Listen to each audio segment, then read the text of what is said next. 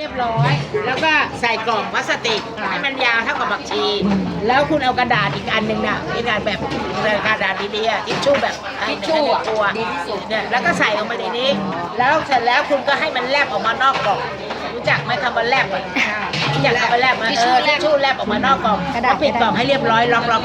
แล้วตัวที่มันมีเข้าตู้เย็นปั๊บมันจะมีไอ้น้ำใช่ไหมไอ้น้ำนี่มันจะออกมามันระเหยตามกระดาษที่ออกมา มันจะระเหยมาเพราะฉะนั้นผักชีคุณจะไม่แฉะแล้ววิธีการเก็บผลไม้ก็เหมือนกันทุเรียนขนุนคุณเห็นไหมทุเรียนขนุนเวลาคุณใส่กล่องคุณใส่อย่างดีแต่จะมีไอ้น้ำอยู่ถูกไหมแต่ถ้าคุณมี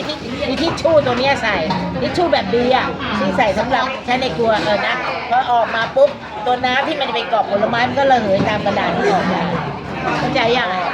หนูไม่ได้แลบหนูใส่ทิชชู่ข้างบนข้างล่างไม่ใช่ต้องแลบแล้วมันเก็บได้เท่าไหร่คะอาจารย์แล้วกระดาษแลบพอมันแลบแล้วเก็บได้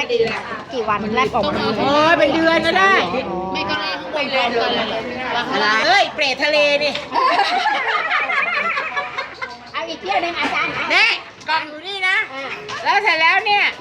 คุณวางให้เสร็จอยู่ในกระดาษปิดข้างบนนี่ปิดข้างบนนี่วางแล้วนะวางมือกูแล้วเนี่ยปิดอย่างนี้ แล้วตัวเนี้ยแลบออกมาหน่อยแล้วก็ปิดฝาใช่ยังอ่ะเก็บได้3-4 อาทิตย์โอ้จะทำปลาต้องโขอ่ะใส่ดับเบิลแอคชั่นตัวผงฟูที่ใส่เนี่ยคือมัน3 เท่ามันจะทำได้หมัก3 ชั่วโมงคือถ้าใส่ดับเบิลมันจะได้หมักชั่วโมงเดียวเดี๋ยวค่อยหาก่อนเว้ยอะไรน้ำต้มตำค่ะมีแค่อันเนมะนาวน้ำปลา3 อย่างช้อนเอาใหม่เอาใส่เกลือย่างใส่แล้วละลายสิคะจะเอาช้อนกูได้ยังไงไอเทวดาเว้ยหาช้อนมาตักให้กูก่อนอันเนี้ยประเทศนะแล้วหลังซื้อปูม้ามานะเฮ้ยอยากกินส้มตำใส่หอยไหมล่ะแต่ละคนก็ใส่กันเองกูไม่รับผิดชอบนะเดี๋ยวหอยไม่มีจิ้มอย่ามาโทษกูนะนี่3 อย่างอร่อยแล้วมีน้ำยำนี่อร่อยแล้วล่ะอันนี้เรียกน้ำอะไรคะอาจารย์ส้มตำน้ำส้มตำมีอะไรบ้างคุณจะเติมเองเติมน้ำปลาเอง ส้มตำมีนี่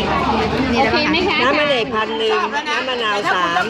น้ำปลา2นะอันนี้คือน้ำยำอันนี้น้ำส้มตำน้ำเปียกเคี่ยวกับน้ำตาลปี๊บครูบอกอ่ะแต่วันนี้คุณจะทำไม่ทำกินไม่ต้อง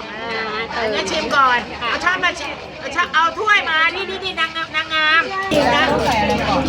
ใส่เกลือจับได้หมด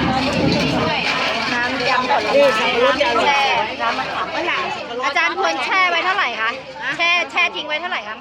แช่ผลไม้ไปเลยเดี๋ยวน้ำมันออกน้ำพี่จัดไม้พี่เอาไหนไม่พี่เอาอันไหนมี2 น้ำพี่เอาไหนน้ำอันไหนถ่ายตรงนี้เลยได้เลยพี่ต้องจดเดี๋ยวน้ำผลไม้กันเนี่ยน้ำมันเ